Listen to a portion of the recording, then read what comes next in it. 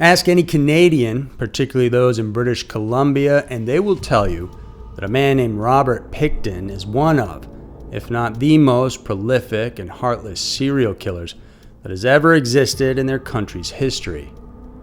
His story is the stuff of nightmares, and if you haven't heard of him yet, the details of this episode will blow you away. Robert unabashedly confessed to victimizing helpless women, mostly sex trade workers, and was convicted in 2007 for the second-degree murders of 6 women.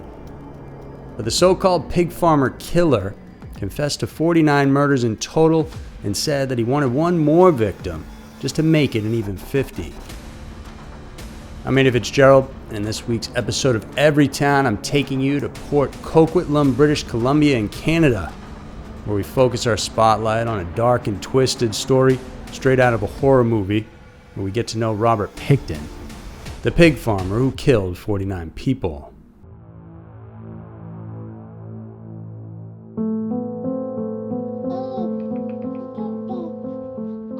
On October 26, 1949, Leonard and Louise Pickton had another child they named Robert William, or Willie, who was the middle sibling in the family. The Picktons came from a family of pig farmers based in Port Coquitlam, British Columbia, 17 miles east of Vancouver in Canada. The eldest daughter, Linda Louise, was sent to Vancouver to live with their relatives because Leonard and Louise thought it wasn't appropriate to raise a female child on a pig farm. So, Robert and his younger brother David Francis were then trained to work hard on the farm at a young age and learn to cope with the strict work habits and demands of their mother. Louise forced the boys to work long hours raising pigs and didn't mind if Robert and David observed hygiene or not. In fact, she didn't care about them going to school in unwashed or soiled clothing that reeked of manure, which earned the boys the tag Stinky Piggy from their classmates. Despite this, Robert became closer to his mother than his abusive father. At the age of 14 in 1963, Robert then dropped out of school and found a job as a butcher's apprentice. But 7 years after that, he ended his apprenticeship to work full-time at the family farm.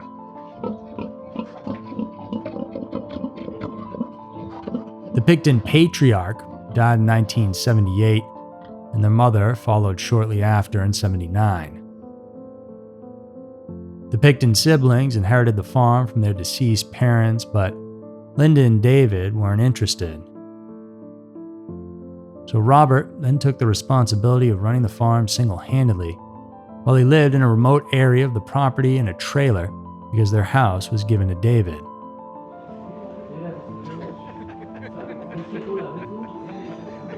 Robert surrounded himself with a group of friends and employees living and working on the farm, all of whom who had an unsavory reputation.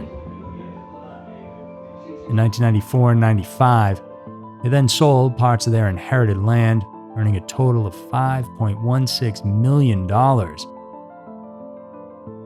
Little did anyone from Port Coquitlam know that the Pickton farm and house would be the dumping ground of decapitated bodies and evidence of Robert Pickton's legendary crimes.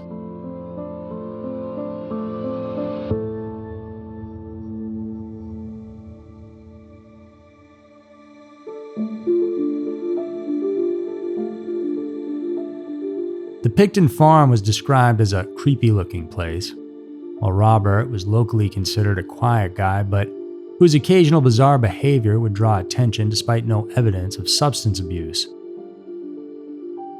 The Pickton siblings started to neglect farming obligations, and instead often hosted raves and wild parties at a converted building near the pig farm called the Piggy Palace.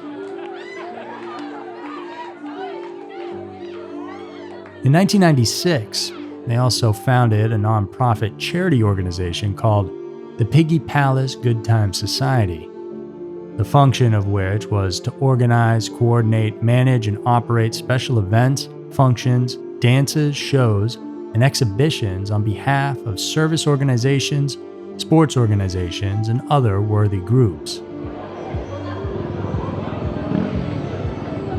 Neighbors complained of rowdiness, drug use, drunkenness, and noise. The parties were attended by as many as 1,700 people, including bikers and prostitutes from the downtown east side, a neighborhood known for its high rates of poverty, homelessness, open drug use, and prostitution. Then in March of '97, Robert was charged with the attempted murder of a sex worker, Wendy Lynn Esteter, whom he had stabbed several times during an altercation at the farm. Wendy told police that Robert had handcuffed her, but that she managed to escape after suffering several lacerations. She told them she had disarmed him and stabbed him with his own weapon. Mr. Pickton sought treatment at Eagle Ridge Hospital while Miss Esteter recovered at the nearest emergency room. Robert then was arrested and charged, but the case was dropped when Wendy didn't show up to court and her credibility questioned. Had Robert been convicted, a whole lot of lives would have been saved because he was just getting started. He was released on a $2,000 bond and the charges dismissed in January of '98.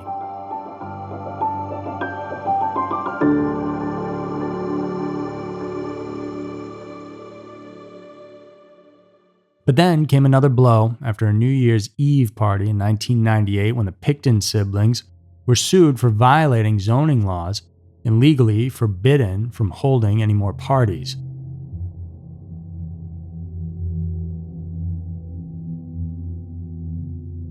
The Piggy Palace Good Time Society was disbanded soon after that in January of 2000 for failing to provide mandatory financial statements.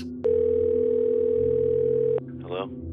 In 1999, Canadian police received a tip that Robert kept human flesh in freezers on his property. And though a warrant was secured, no search was ever carried out. After the short period of time involving the rowdy parties hosted by Robert and David, it had been noticed that many of the women who visited the farm eventually went missing. On February 5, 2002, a search warrant was then executed for the police to investigate the property for illegal firearms.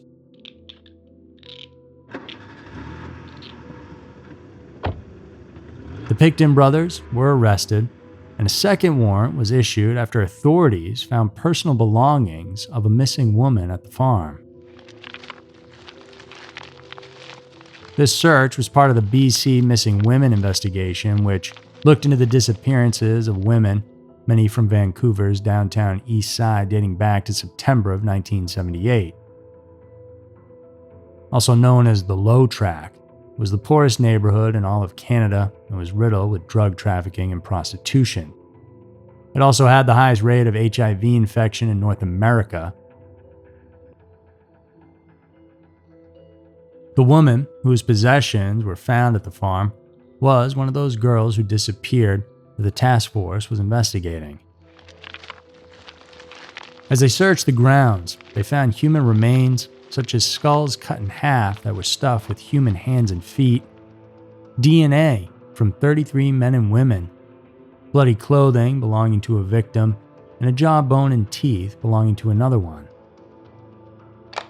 They also found a .22 revolver with a dildo attached to its barrel, 357 Magnum rounds, 2 pairs of faux fur-lined handcuffs, a pair of night vision goggles, and photos of a garbage can containing the remains of a victim. Robert claimed that the dildo, which had the DNA of both him and a victim on it, was used as a makeshift suppressor. And that gun also contained a spent cartridge.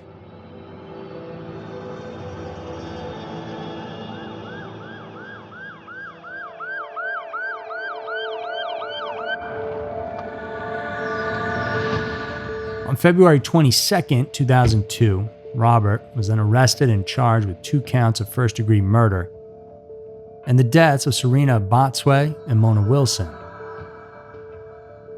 There were 3 more additional charges for the murders of Jacqueline McDonald, Diane Rock, and Heather Bottomley, filed on April 2nd. A week after, Robert received a 6th charge for the killing of Andrea Joesbury, and the 7th followed shortly for Brenda Wolf's murder. 5 months later, 4 more charges were added for a total of 11. As if this wasn't enough, 4 more charges were laid, totaling to 15, and making it now the largest investigation of any serial killer in Canadian history. But more was coming, as Mr. Pickton was suspected of killing more women, and so he faced 12 more charges on May 26, 2005. Meanwhile, a year after Robert's first-degree murder charges, excavations at his farm continued through November of 2003 and cost the investigation a total of $70 million, as per the provincial government's estimate. Forensic experts had difficulty analyzing the severely decomposed bodies, or the remains had been eaten by insects and pigs on the farm. Then, the government made a stomach-churning announcement in May of 2004. Robert Pickton may have mixed ground human bodies with the ground pork and actually sold that to the public, prompting a health advisory to warn the people. Others claim that he fed the dead bodies directly to the pigs.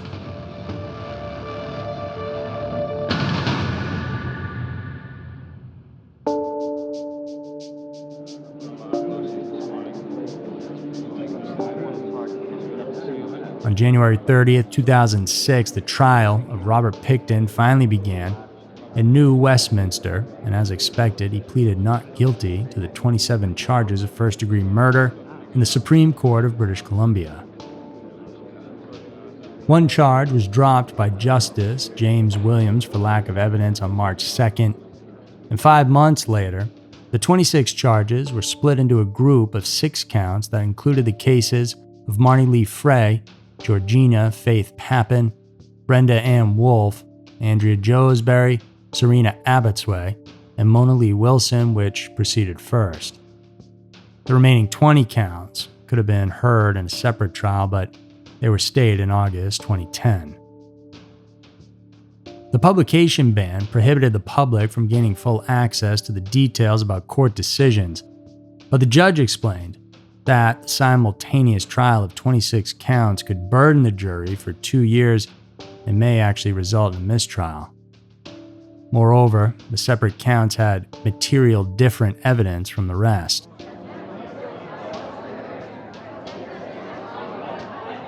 So the jury trial for the 6 counts finally started on January 2nd, 2007. The publication ban was lifted and Canadians finally heard the details, especially of the gross objects found at the Pickton farm. The things discovered there, which I mentioned earlier, were presented to the court on February 20th. In addition, police also discovered in Robert's trailer a syringe with 3 millimeters of blue liquid inside and a Spanish fly aphrodisiac. The most damning evidence found was a videotape of Robert's friend Scott Chubb actually telling the former that injecting windshield washer fluid into a female heroin addict was a sure way to kill her. Another tape showed an associate named Andrew Bellward claiming Mr. Pickton mentioned killing sex workers by handcuffing and strangling them, then bleeding and gutting them before feeding them to the pigs. Then, the picture of a garbage can containing human remains was identified as Mona Wilson's.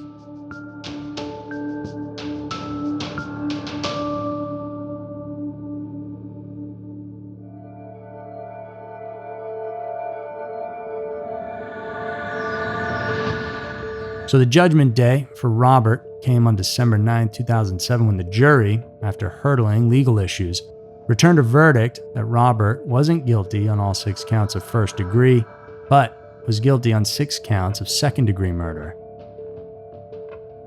That carried with it a punishment of a life sentence with no possibility for parole for a period between 10 and 25 years, which the trial judge would set. On December 11th of 2007, after reading 18 victim impact statements, Justice Williams sentenced Robert to life without parole for 25 years, which, in Canada, was the maximum punishment for second-degree murder. Judge Williams, when passing the sentence, said, "Mr. Pickton's conduct was murderous and repeatedly so. I cannot know the details, but I know this. What happened to the victims was senseless and despicable." Robert has tried to appeal, and for some time it looked like that actually might happen.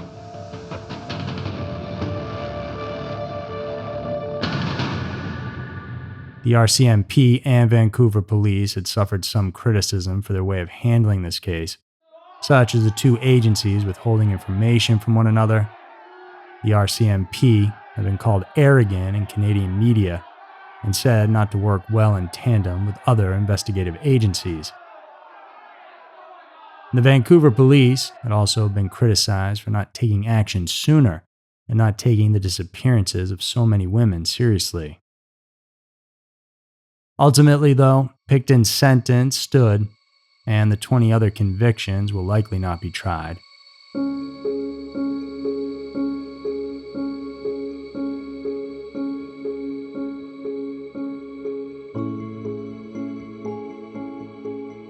Because of the sheer size of the case, it's actually still ongoing. It's not entirely known to everyone how he killed his victims and what he could have done before killing them.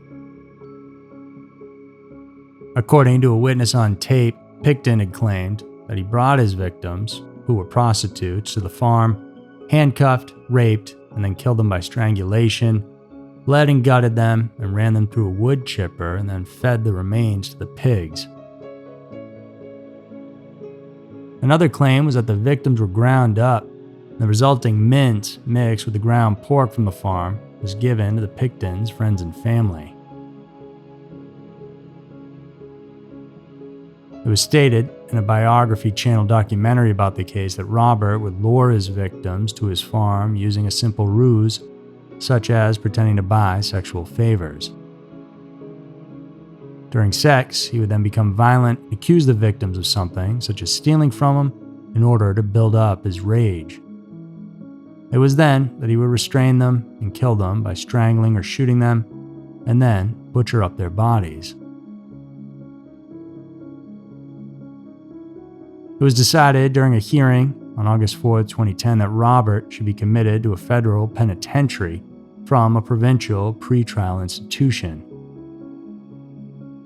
In June of 2018, he was allegedly transferred from Kent Institution in British Columbia to another penitentiary in Port Cartier, Quebec.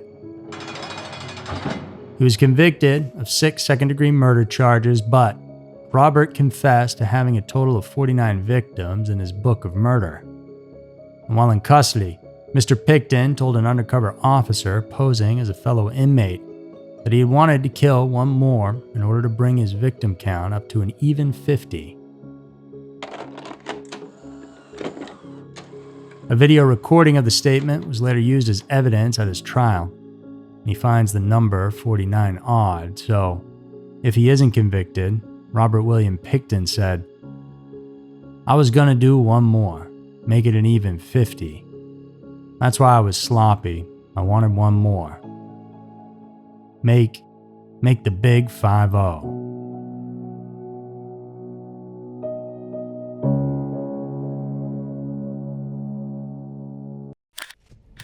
Thanks for watching today. Please do subscribe and let us know in the comments if you have any stories you'd like us to cover. Please tune in next week for another episode filled with scary, strange, and mysterious stories, because who knows, maybe your town will be next.